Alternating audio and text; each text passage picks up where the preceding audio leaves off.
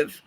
Hello, welcome to Writer's Workshop, where we talk about nonfiction writing books at the end of the month, so we can give you our thoughts and feelings so you can know whether or not you should invest your money and time in a book.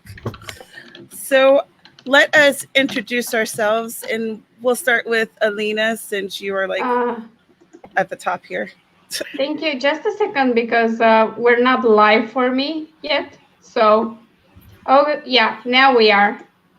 It just needed a bit of a reboot. Hi, everyone. My name is Alina. I am a fiction writer, and I write mystery, fantasy, and sci-fi, and contemporary gay romance. Yay! That's me. I haven't been around in a while because I'm too busy sleeping when everyone else is streaming. So, that's me. I'm still around. I still have a YouTube channel, apparently.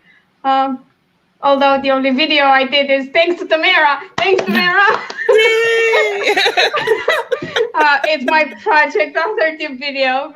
Otherwise, I'd be like a no-show this month. So thank you. You should all go watch the project authorship content because it's great. All right, I see where we're going to be today. Amber, would you like to introduce yourself? Hi guys, I'm Amber Crafts. I write paranormal romance. I'm kind of like Lena. The only video I've done this month is thanks to Tamara, because life is just crap this month. But hopefully I've got everything set up, office actually set up, so I can work now. So more to come. Huzzah! And CJ? I see a theme here. I'm CJ Bloyer, I'm a writer, and I too made a video this month because of Tamara. Although to be fair, I could say I made a video this year because of Tamara. So I mean, we're ridiculous. Sarah's in the comments saying Tamara would single-handedly guilty author tubers into making videos, which is so true. So spot on. Thank you, Sarah. Because we love our friends enough to do it. We feel guilty when we don't. You guys are, I don't know if you're the best or the worst. Yes. The answer to that is yes. Yes. All right. So I'm going to actually share the screen to show everyone the cover of this book. Yeah. So that, after this stream, you can decide whether or not you want to check it out for yourself. But it's Make Your Book Work Harder, How to Use Multiple Platforms to Make More Money by Nancy Hendrickson, Michelle Campbell Scott. But there was more than those two authors. Wasn't there like three? I mean, yeah, I think there was someone else who was used as an example for what was being highlighted. Like if they didn't have direct experience with something, they would have this other person. I forget the name. I'm sorry. I'm terrible with name. I can't remember my own character's name. So excuse me. But yeah, they used her as, was it Kristen or Kelly or something? It was with a K. Yeah, I think. Don't feel I don't bad. know. I don't remember. Either way, I don't know how to frame my thoughts on this book. Well, I wanted to start off by saying that this book was published in 2014. So no, it's 2013. It's copyright's 2014. And, really? My copy was 2013. That's why I say, because I checked it. Oh, that's weird. Well, and they haven't updated it since. And this book is talking about publishing your book on different platforms so you can optimize how much money you make.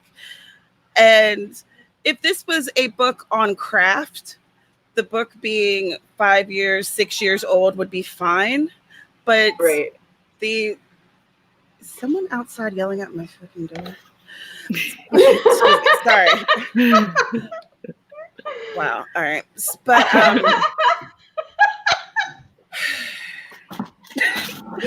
But this is about the actual publishing platforms and marketing. This is incredibly dynamic and things change a lot. And I think that's where the issues come in. Yeah. The TLDR, the too long didn't read version is this book is dated. Like, seriously dated. Yeah. Incredibly dated. And I wish I would have realized that before we.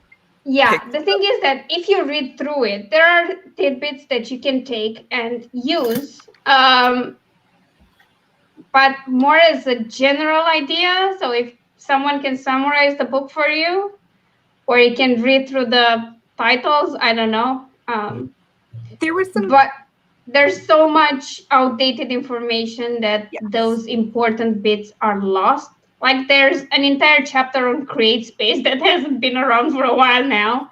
Yeah, CreateSpace doesn't exist anymore, y'all. Yeah, Draft to Digital is not even mentioned. And just to give you a perspective, Instagram is mentioned at the end of this as the new thing. And now Instagram is like a huge platform for book bloggers and authors and things like that.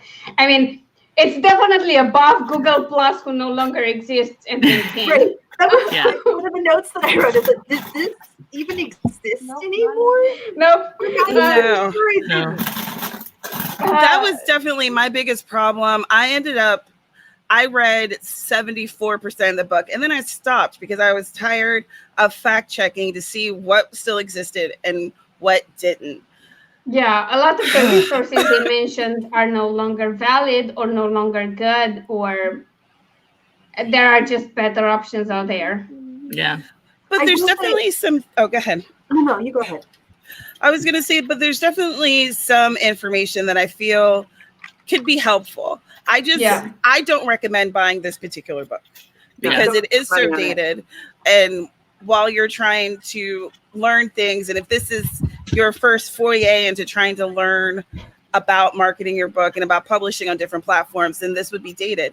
And it's unfortunate because they went through and like explained how to use each platform, and that must have been so helpful when it was published. It must have been great. The way they went. Yeah, this is the type of book where you publish frequent updates. Right, like maybe yearly or every 6 months.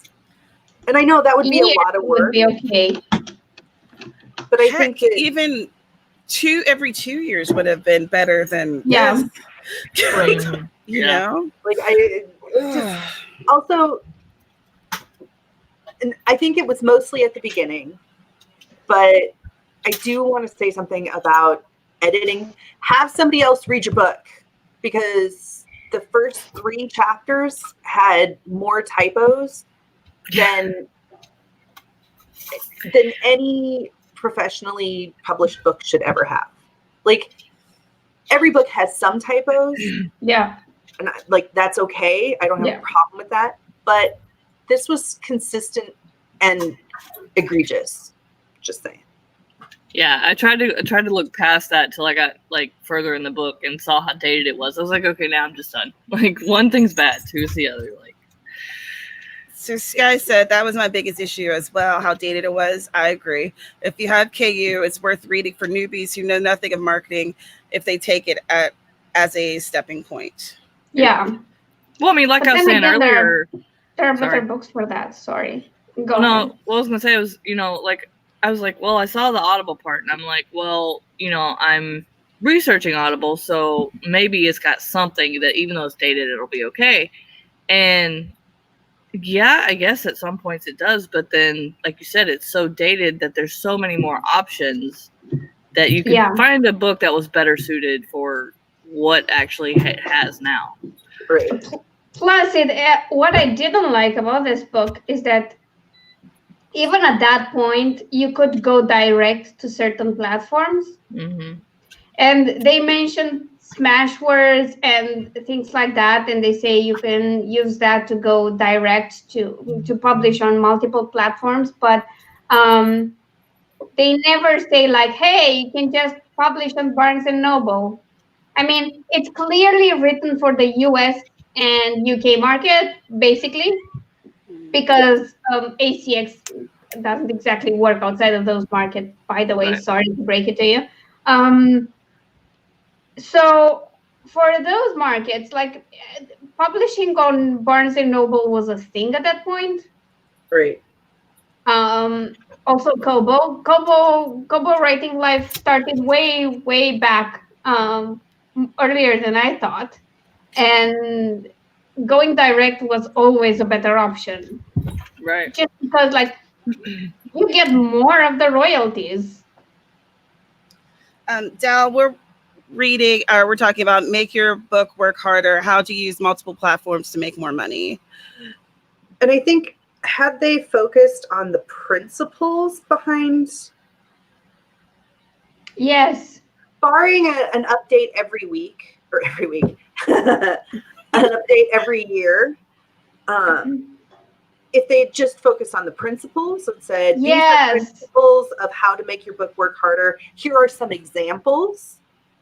But this was more of a how-to with details, and details that are no longer, like, this is a book I would say, take this book down, don't put this book out anymore. Like, take it down, update it, or just take it down and be like, yeah, we're done with that. It was a thing that was good 7 years ago or 6 years ago or however many years ago. The thing is that I felt it tries to do a lot of things. It tries to be very technical and detailed about the platforms and how to use it. And then offer marketing advice and advertising advice, which doesn't work that way anymore. That's the whole deal. I don't think they even mentioned BookBub ads, because BookBub ads didn't exist. They just mentioned the BookBub deals. Right. Yeah, they didn't mention the ads. And the thing is, when the book is created like that, and you have very specific examples of sites and stuff that people should use, that's going to get dated fast in the publishing world. So you either update it or you take it down after a while. At this point, it's just begging for bad reviews. Right. I don't know. It's really dated, and a lot of people will check when it was published and realize that for its time it was a great resource. Yeah. And then they wonder, why is this still up 5 years from then when half of this shit doesn't exist? Also, they had interesting bits like how to approach certain blog, or how to turn your nonfiction into a course. That's all well and good, but I was someone who used to do blog tours for other authors. Like, people paid me to do that for them. I stopped doing that years ago. I don't do it for myself. And that's because it's not worthwhile. It takes a lot of time and budget that you can use to just get other forms of advertising out there. I'm not saying book blogs and booktubers are not a good thing, but they are when you're bigger, and this is just part of the marketing team that does it. Does anyone else hear a buzzing? Yeah. Lena, something happened to your mic, possibly? Yeah. I'm just glad that y'all heard it too, and it wasn't just me losing my ever. I was like, yeah, she got quieter and I heard a buzz. I hesitated for a second because I was like, is that on my end? No, still buzzing. Far away, and there's a buzzy cricket sound. How about now? There you go. Oh, that was better. I just changed the mic for a bit. It's a lower quality mic, but it just. Well, it's okay. It doesn't sound like a cricket. What was I saying? I lost my train. You're asking us? Girl, I forgot what happened 2 seconds ago. Hey, I'm going to be mean to everybody now and say our conversation is as much as of a train wreck as this book was. That's a fair statement. That's a very fair statement. I'm so mean. I hate being so mean with books. Like, I hate being so mean. I hate it. That's why I never talk about books I don't like. I just rate them low in my bullet journal, and it's fine. I don't review it. I don't talk about them. And I feel so bad, like I'm going to break in hives. This makes me sad because we've had a great streak.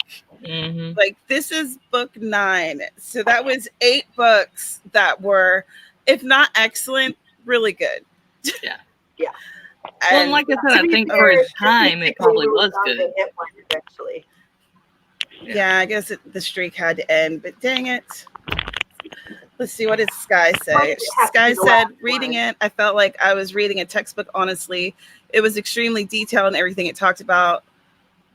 Point to them for that. Yeah. Yeah, no, it was. It really was. It was how to pass auto-vetter in Smashwords, which was a big deal at that point. Right now, you just upload an EPUB. If the EPUB is well made, the auto-vetter always passes you. Fine. You can't offer Mobi to people, but nobody cares because Kindles can read EPUB files, or you can just turn it into a Mobi. So, I mean, there are better tricks now. But I remember at that time, it was freaking incredibly hard. You had to format your Word doc in a very specific way for Smashwords. But even then, they were and now they're one of the fastest platforms ever. Like, if I don't have time for pre-orders, for example, Smashwords and Draft to Digital, for those of you who don't know this, if you're on pre-order with them, they require the final manuscript 10 days in advance.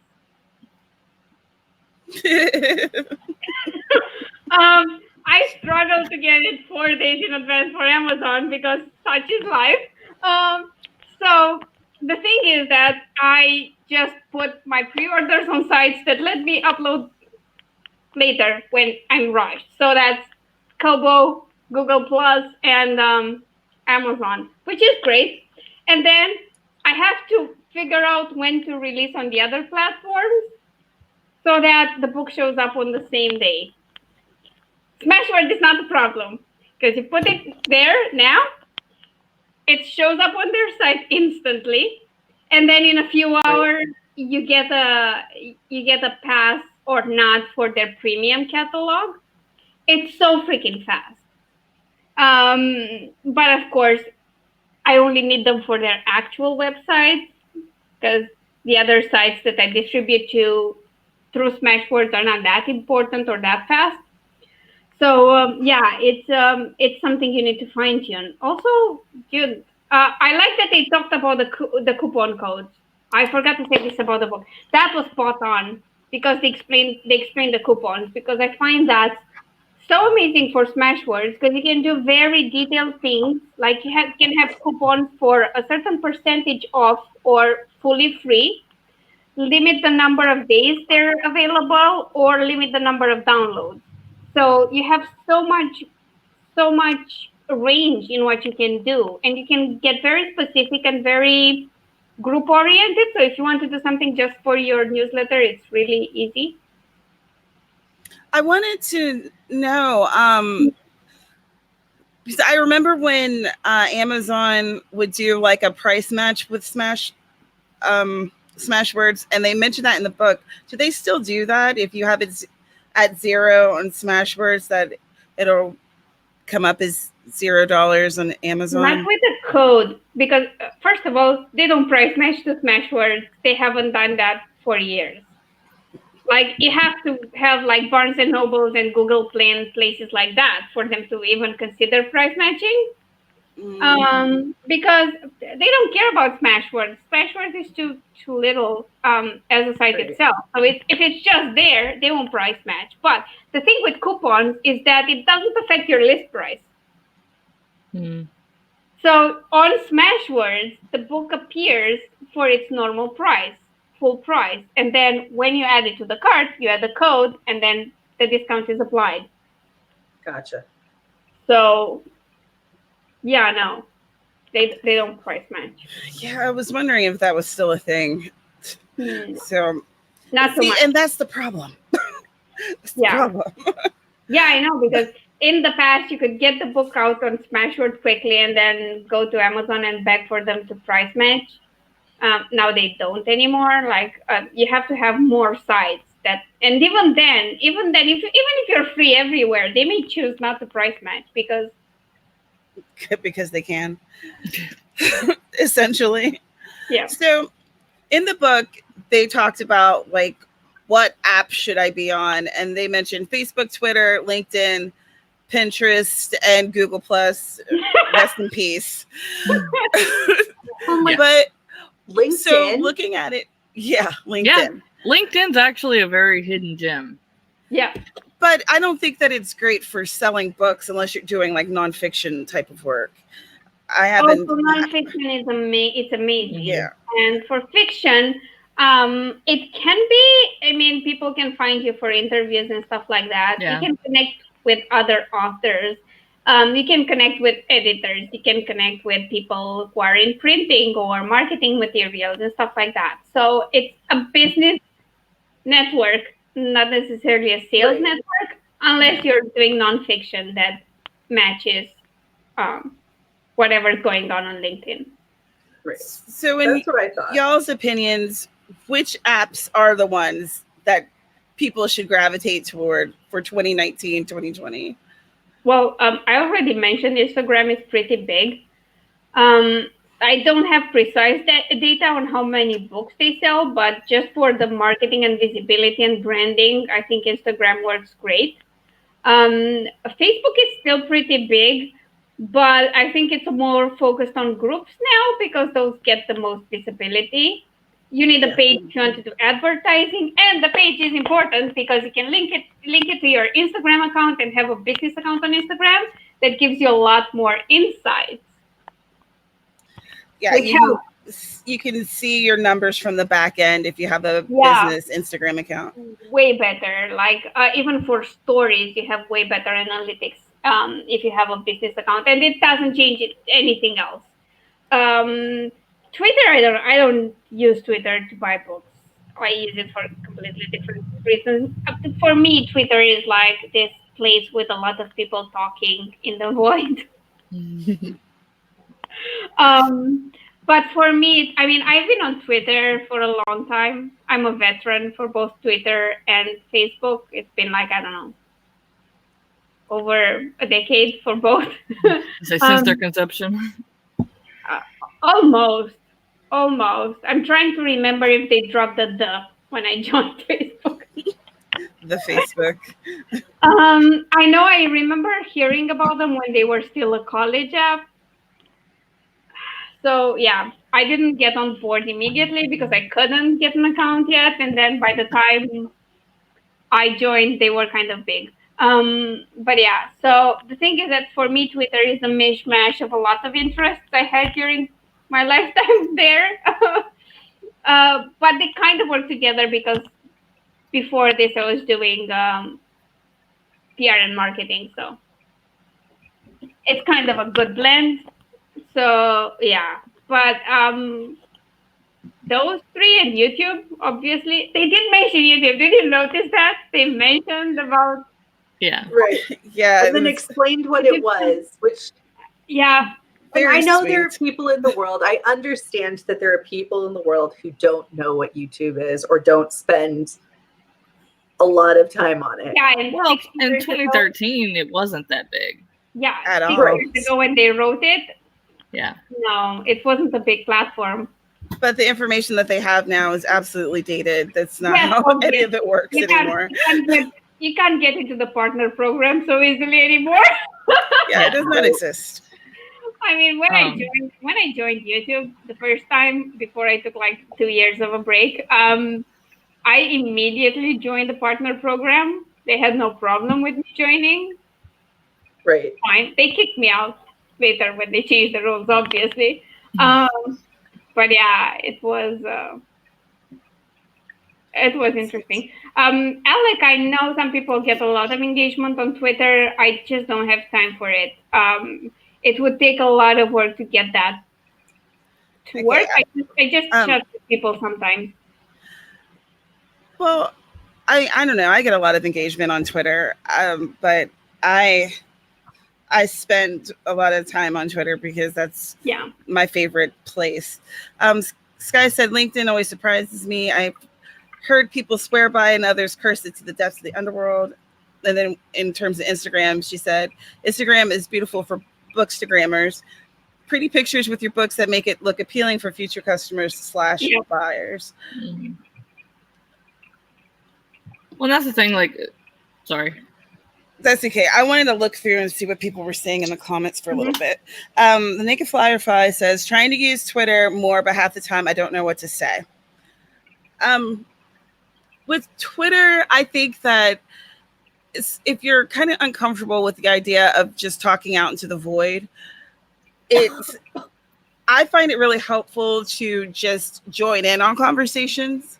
Yeah. So following people who are pretty robust and have a lot of things to say, and then commenting on what they're saying and like being part of the dialogue that way. Also, I'm obviously a big proponent for Twitter chats. Like I host one and I also participate in several each week, because through that, you get to network with other authors and other readers. I definitely use Twitter more as a networking tool rather than a book selling tool, though. Yeah. Because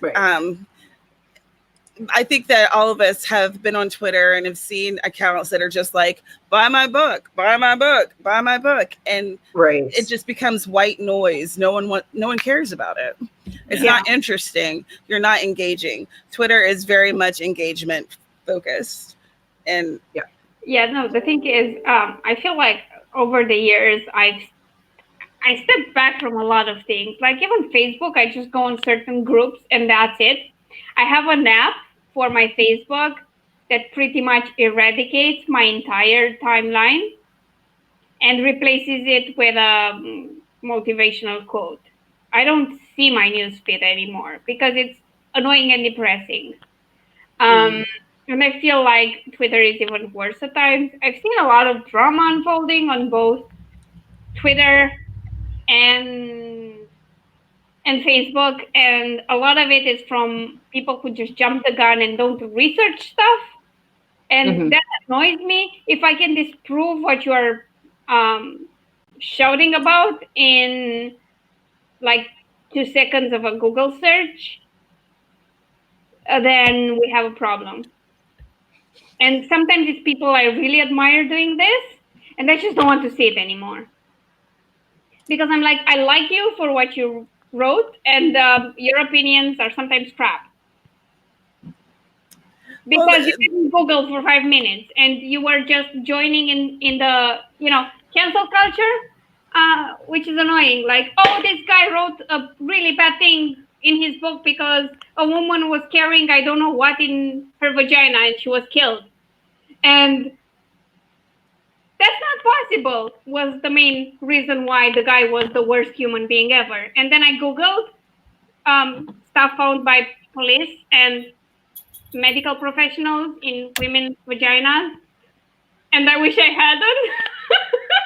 Because obviously, in the amount of everything I found, there was some Romanian person with certain stuff hidden in China. And I was like, no, I didn't need to know this. And it's quite common. And I'm like, why would you blast a person for using that in a police investigation when it's quite common? Like, what did that person do wrong? It's fact checked. Like, he didn't say anything wrong. There doesn't need to be a Twitter and Facebook mob going after him. So I was like, really? I'm checking out. I don't even know what to. Yeah, no. I don't even know what to say to that particular example. And it was an author that talks about fact checking and data and stuff. And they were just, because someone said something on Twitter, they posted it on Facebook and blasted the guy. He did nothing wrong. Again, it was a mystery, and this came up in a police investigation. But don't you think that is the downside of having a more interactive space for a broader swath of people? Like, part of the downside of having more voices in a conversation is that sometimes people don't know They don't know facts. They don't fact check. Yes, but we're and you have to. We know how to research, and like I said, it took me 5 minutes on Google. That's all. Yeah, and that's awesome, but not everybody does that. And you like, I think saying I don't want to be part of that conversation is, I think, a legitimate response. Yeah. But I also think that sometimes you have to make that decision. If you want to dive in and try to, I don't know how to say this, sort out the insanity. Oh, I did. I did. But there were 3 people like me doing that. Do you know what we got? Crickets. I'm sure. And I'm not saying that that's not a bad thing. What I'm saying is that they deleted it. And then I was like, I don't want to be part of this. And I think this is because we can really have a fast reaction and blast people, and that gets us a lot of attention. Mm-hmm. It's something that's rewarded, and we thrive on it. And the only way to do anything about it is to completely disengage. And what I'm saying is that this is not a new problem. Oh, no, it's not. It's just bigger. And I don't think it's necessarily bigger. I think it's just a different forum. I don't know. I feel it like compared to 5 years ago, it happens more often. That's what I'm trying to say. I don't know that it happens more often now. I think it's more visible. Yeah, I think it happens. You see it more. Maybe it has happened since the dawn of time. Look, seriously. Look. It's not a phenomenon that is limited to the internet. No, it's look at the witch trials of the Middle Ages.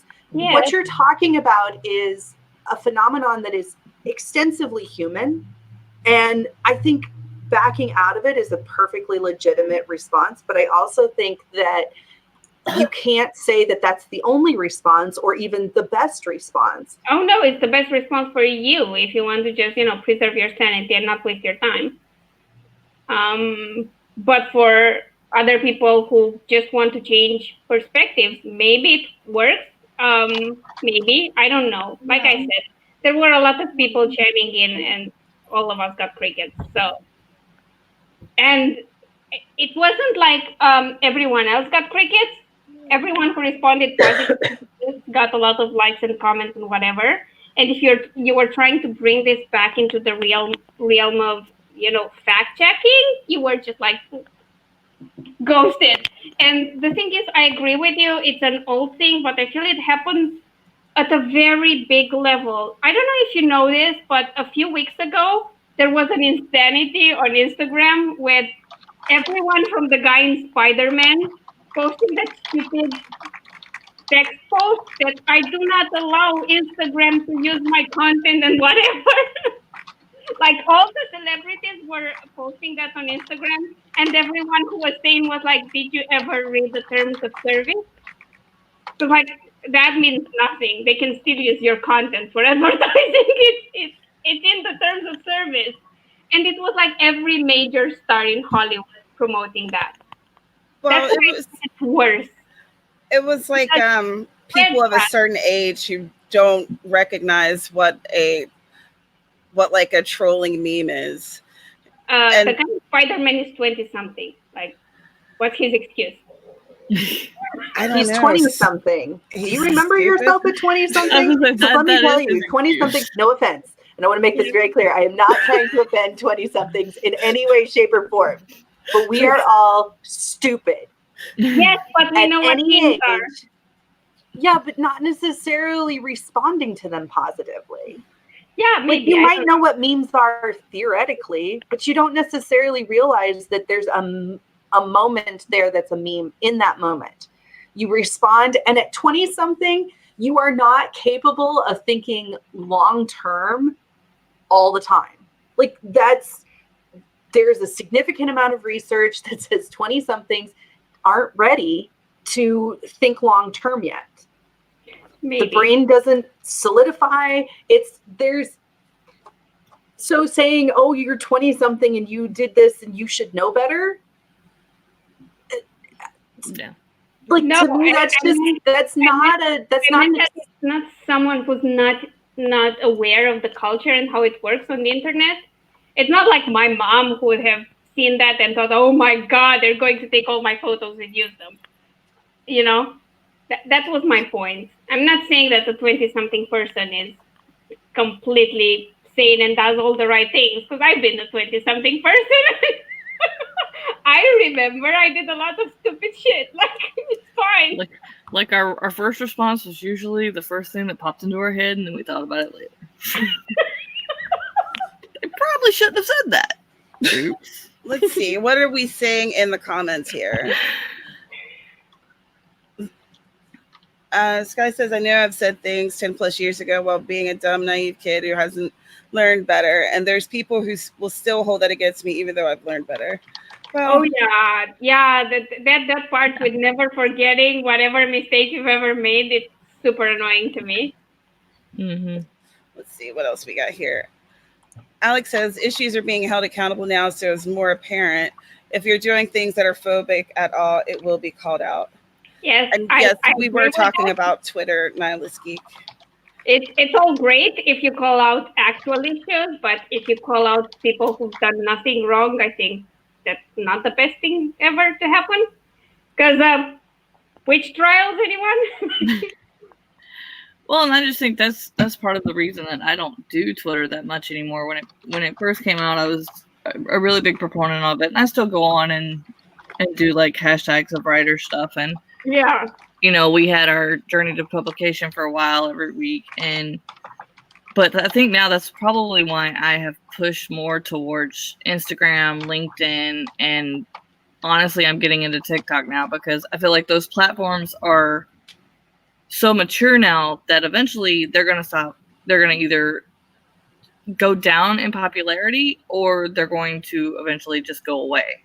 So I'm trying to stay ahead of all that and get to know the new stuff while still working those platforms as well. Because like with TikTok, it's becoming a thing. It's got to get its popularity. But like with LinkedIn, that's where I do like blog posts and things about writing, and networking is mostly that site. And then Twitter and Instagram, you have your readers and other writers. So it's kind of a mesh of everything. People in the comments, let us know what your favorite platform is on. And do you use TikTok? I was thinking about TikTok last night while I was reading through this book, and I was wondering if TikTok would work somehow with book marketing. I know that it would work in the sense of you kind of showing your personality with people and like just sharing yourself, but would it work with marketing? I'm playing with it. I don't know. I mean, the thing is, like, the way I think about it is time investment versus return, and versus the downfalls of using those platforms, because it's not a secret that platforms like Facebook and Instagram and Twitter cause major depression. It's been well documented. It's fine. It's not a secret that YouTube will do everything in its power to keep you watching and never leaving, which is a time suck. So I feel like the way to go about it is to test out things, see what works for you.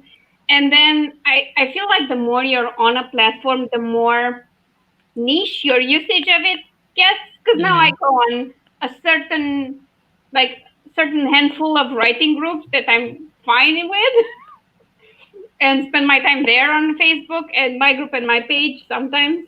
I spend a lot more time on Instagram because it's more visual and less,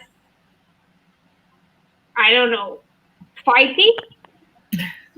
Yeah, I don't spend much time on Instagram because it is more visual, and I don't like photography. I don't like taking photos myself. So see, I never have time. I get it. If you look at my Instagram dashboard, I have an Instagram challenge happening right now, and I haven't posted on it in like 8 days because I just hate doing it.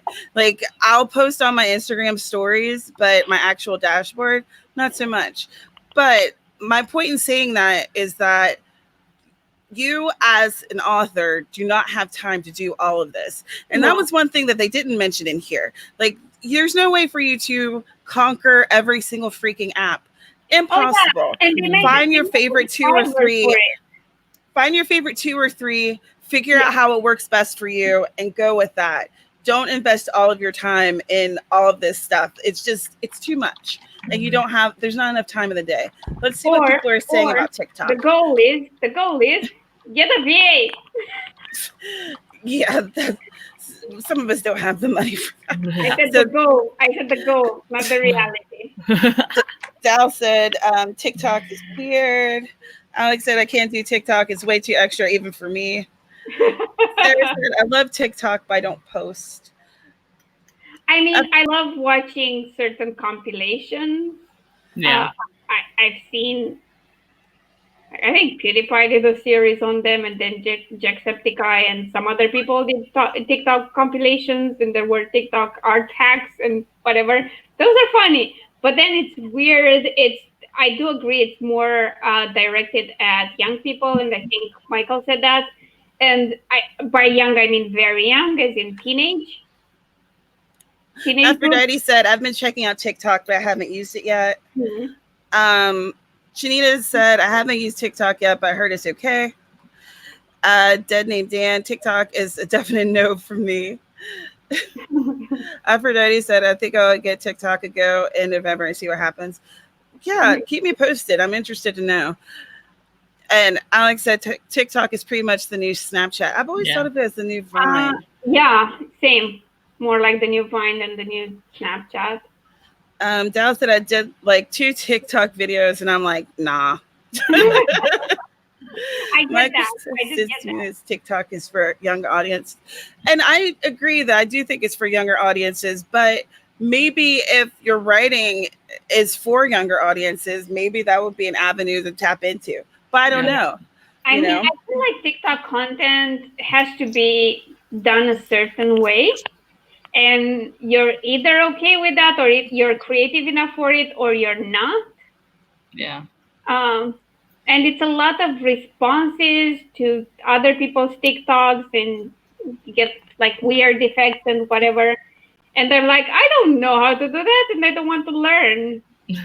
I need someone to strong arm me to post a video on freaking YouTube. And I love YouTube. And I actually love it. You know, I adore it, and I still barely have time for it.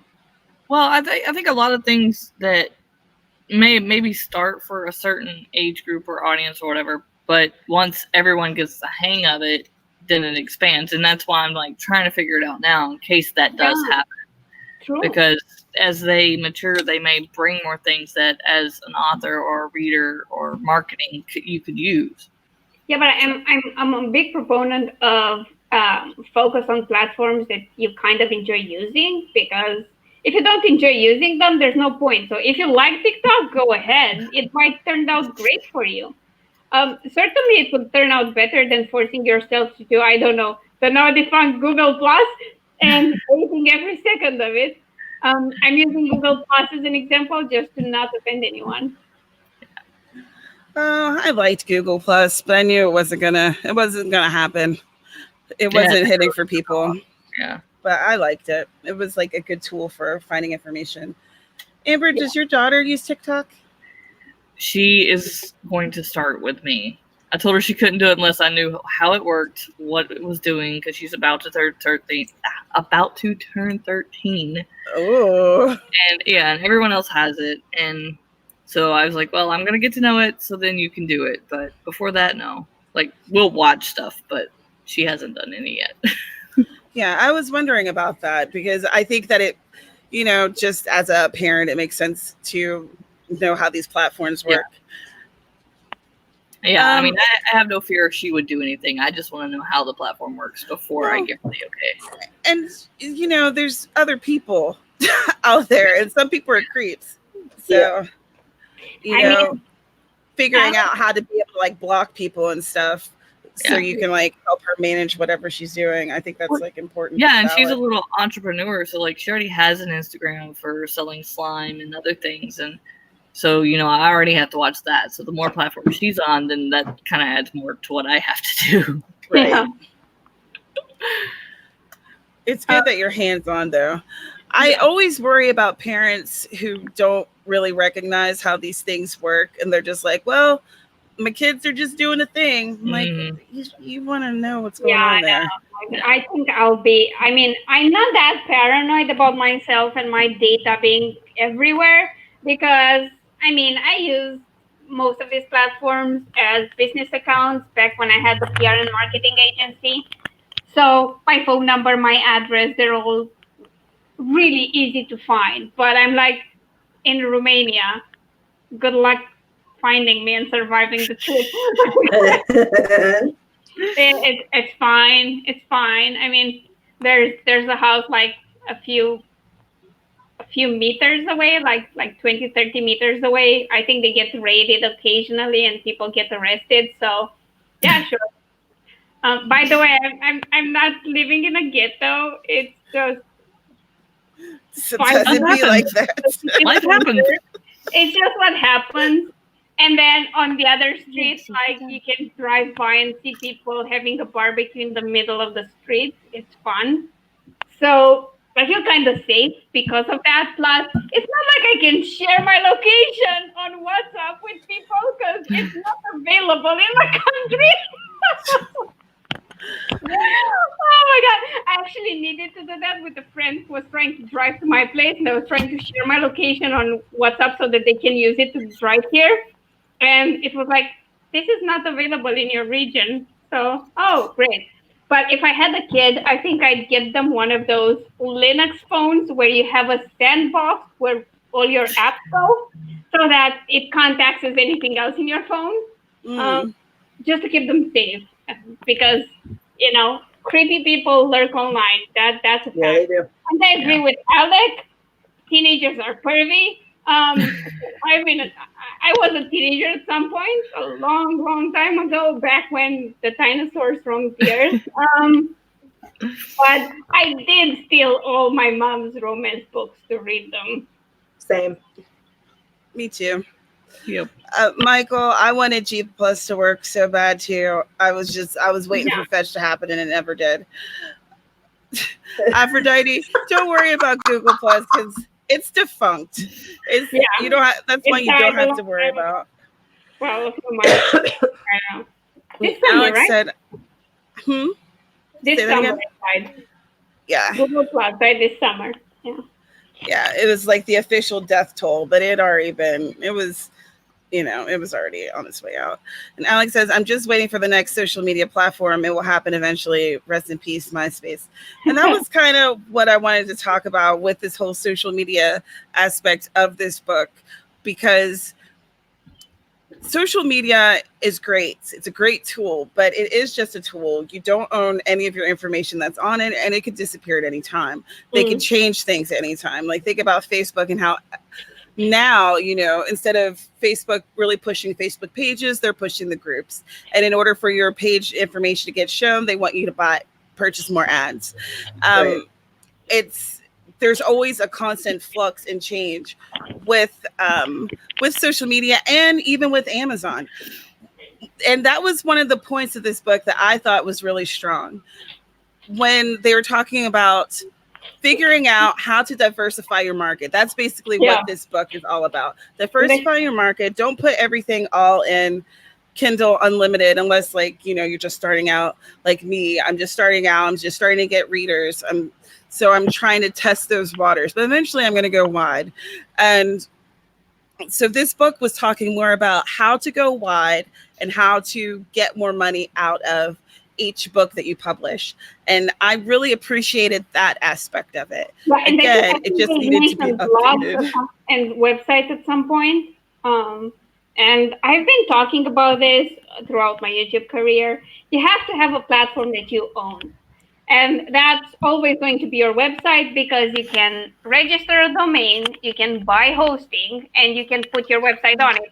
And if your hosting company dies tomorrow, it's fine. There are like a million other hosting companies, and you just move the back end, the front end stays there, which is great. Because whenever I mean, everything can go wrong at one point or another, but your website is your own. So that's why I've seen people who only have their Amazon author page and they only sell on Kindle Unlimited, and I'm always like, yeah, but if they go away, where will people find you? On the social media that you don't own, and that it can go away again.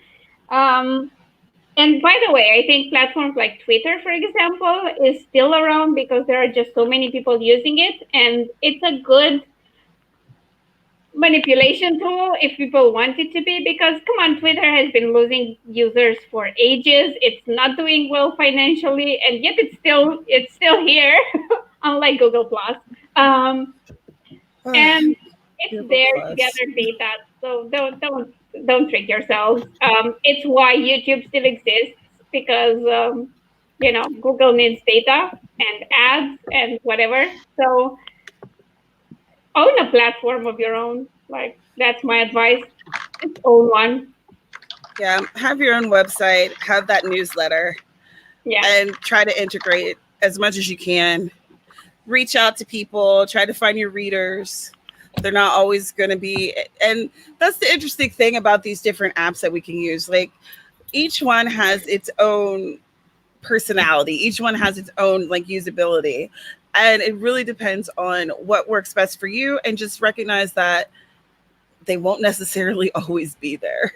And the way it is today isn't necessarily the way it's going to be tomorrow. Well, and that's with anything. Like, do you remember the part of the book where it talked about like I think it was in like the alternative publishing, something called Snippet? Yeah. Like, that's an app now, not a publishing company. Yeah. Like, but it still exists, at least, unlike some of the other things that they're talking about. Oh my God.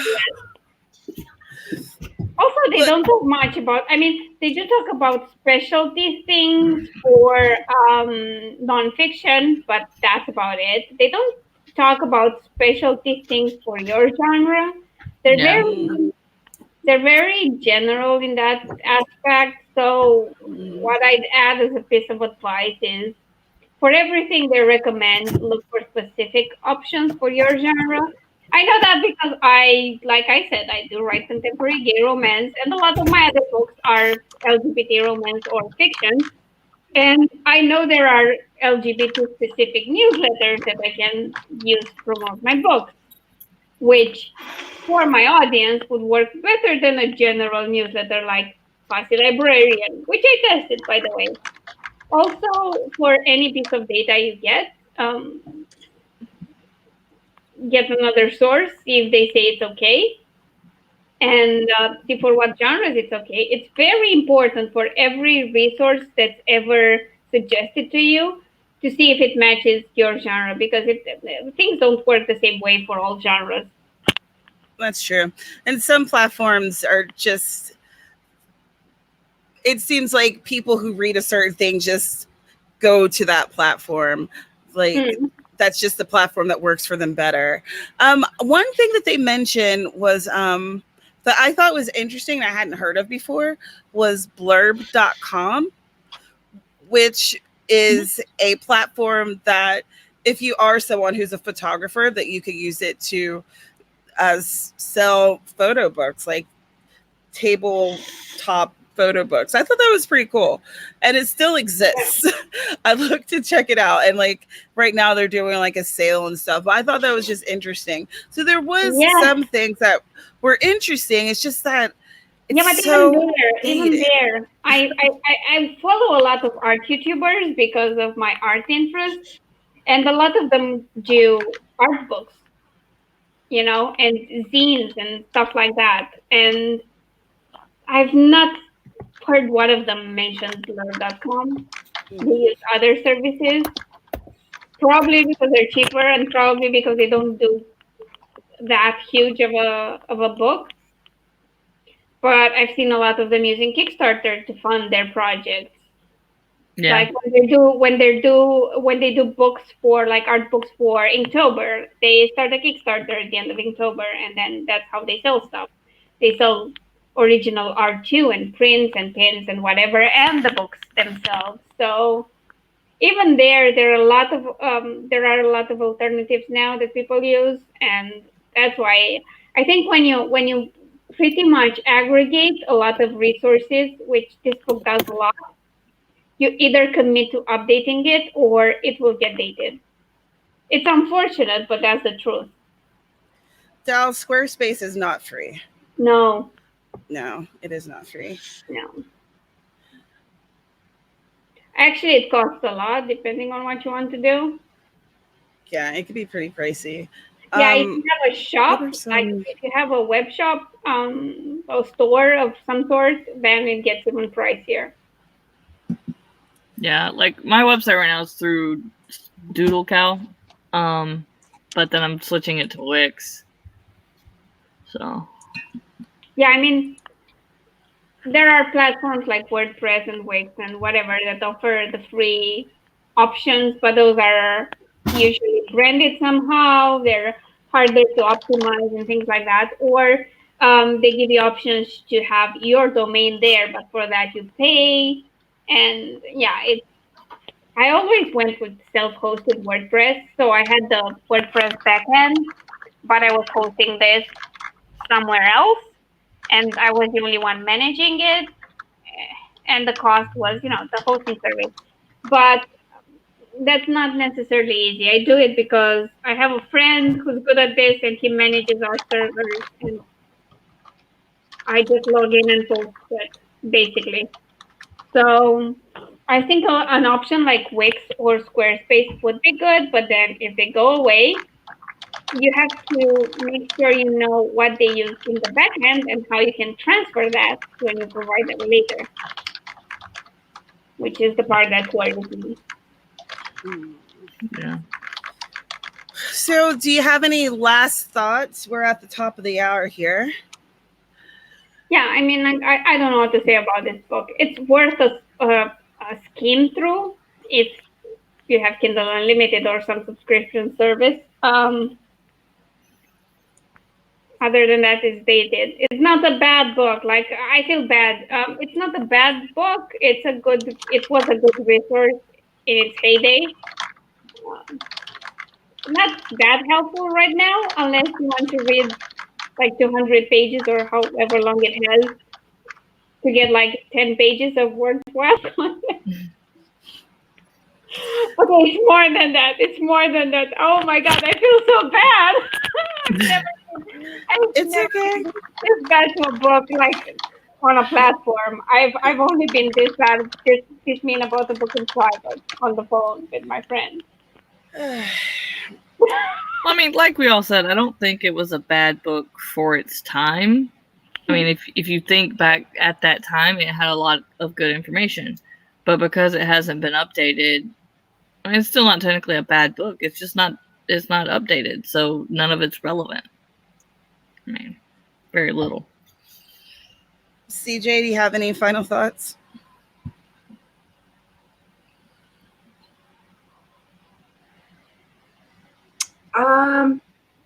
No, I think we've pretty much covered everything. I mean, I feel the same. I think this book is the definition of something that doesn't age well. I think this is really a good lesson for anyone here who's wanting to write nonfiction books. If you're going to write things that are nonfiction and you're creating things and you're talking about things that are kind of in flux, that change, make sure to update at some point, especially if you're self-publishing. Now, if this was traditionally published, I would give it, I would let it slide, but it's not. It's self-published, so they could go back at any time and update things. They wouldn't even have to necessarily, they wouldn't even have to necessarily rewrite the entire book. Just make an update. Anyway, I don't recommend getting it. I think that, yes, it was great for its time. It's outdated. I'm really ticked off that this was our last book of the year. Because, surprise, this is our last book of the year. This is going to be the end of season 1, and we ended with a lead balloon. And I apologize. I wish that this wouldn't have been our how we ended this thing, but say la vie. Like, I have a great suggestion for a book for people who want to go wide and get a lot of exposure on Kobo. It's written by the guy who created the entire Writing Life platform. So maybe that will help next year. It's like, hey, here's how to go wide, and this is actually helpful. Which book is it? I'm trying to remember the name. Let me just search it because I saved it. Is it Killing It on Kobo? Yeah, that one. Yeah, that's I think I've suggested it before. Yeah, but it wasn't voted on. But this one I was actually I read the first part of it and I was like, oh, this is a great one. Yeah. So we'll be having a hiatus for November and December. I think all of us are doing NaNoWriMo, and I just thought that, that end of the month rush where we're all trying to finish whatever we're trying to finish. Yeah. Let's not complicate it with having to do a live stream where we're talking about books. Maybe we'll do a live stream where we're writing.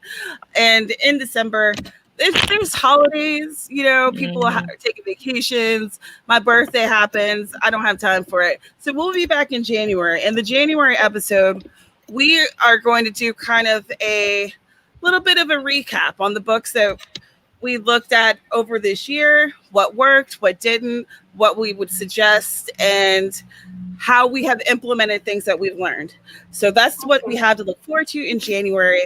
And then my hope is in February, maybe we can do Newsletter Ninja 2, because there is a new updated release that's going to be happening sometime. The launch has been pushed back a couple of times, so I'm not sure when that book is actually going to launch, so we will see. But let us... Yeah, no, I'm excited for it because I'm going to try to do my newsletter and get it started and set up in December. So I saw my name, that's why I stopped talking in the middle. I was like, what's that? I don't think so. Even Broken Clock is correct twice a day. We learn that we stay clear of this edition of the book and always check the pub dates on Animals Bravo. Oh, well, you know what? Thank you. That was kind. Yeah, but it's deceiving because you only see the initial publishing date on Amazon and you don't know when they updated it and whether they did update it. Because they wouldn't list that, like, unless it's a new edition altogether, so they unpublish one and republish it. They could have updated it, even if it's listed as a 2013 release, which you'd expect if it's still on sale. Like, I don't know.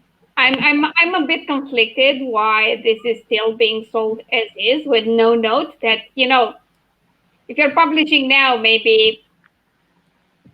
See, and I figured the reason it was on sale is maybe it had gotten updated, which is why I got it. And then I started reading and I was like, yeah, I'm glad it was free.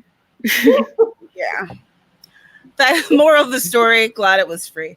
All right, let's say our outros and let everyone get back to their Saturdays. And we'll start at the bottom and with CJ and work our way backwards. You can blame Sarah for that. That's what she did. I remember doing this. Hi, my name is CJ Bloyer. I write things that are mostly unpublished, but you can catch me occasionally over on Twitter, as well as on Friday nights over on Sarah Scharnhofer's channel for the Friday night Stupid Fun Times. And you can also, in the meantime, check out my free YA fantasy serial, The South Deer Island Chronicles. Is that linked down below? You know what? Everything should be, but I looked and there's nothing in the description. So all right, so you can It'll be there. Chronicles and find it that way too. So, that's me. Rest in peace, me. Okay, Amber. Hi, my name is Amber Crafts. All right, Paranormal Romance. Unknown Love is still available on Amazon in paperback and ebook form. I will be making more videos. I've actually got them all filmed. I just got to edit them. So videos are coming, I swear. And yeah, I'm doing Nano, and it's gonna be crazy. But like I said, I have my office set up now, so I can work, which is half the battle. And I got a new job that I love and has the weekends off, so I will actually be able to start live streaming as soon as Nano is over, and probably a couple times during Nano. So look forward to all that. Fantastic. And Alina? Hi, everyone. I passed 500 subscribers a while back. But because my numbers go up and down all the time, I waited and waited to make sure it stays at 500. So my next video will be a giveaway. Finally, because I promised that for a while. So look out for that. I may or may not be streaming every morning for Nano. I may or may not join you occasionally. Don't quote me on that. But I'm thinking I might force myself to stream Monday to Friday until I hit 2,500 words.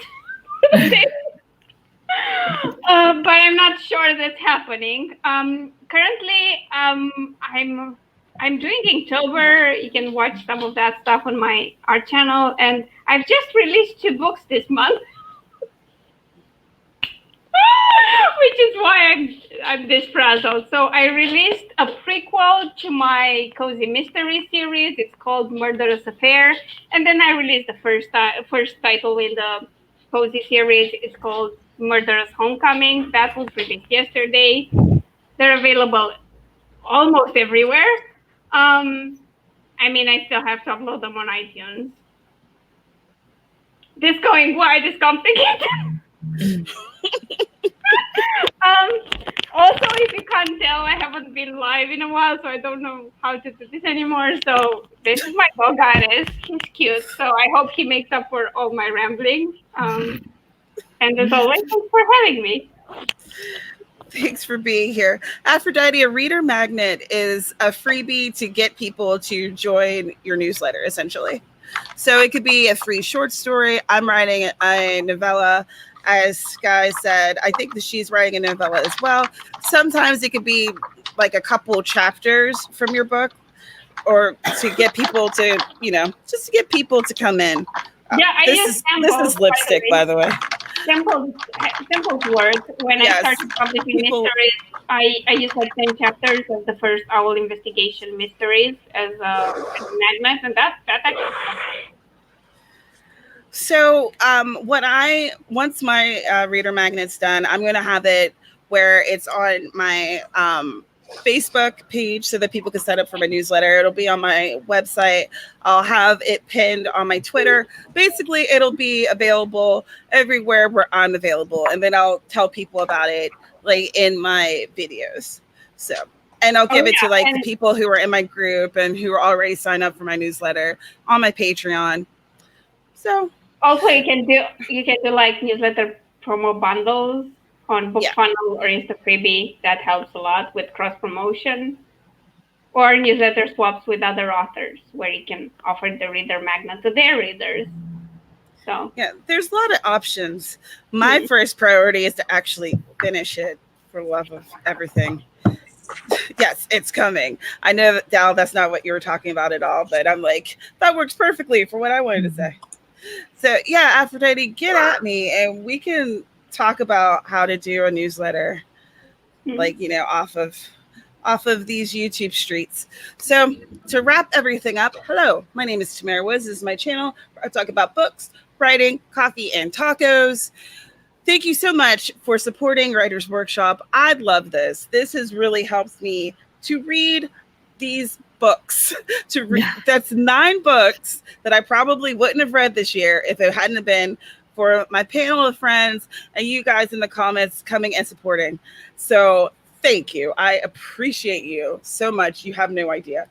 It feels like I've actually, bought books and then read them. So that's, that's something in itself,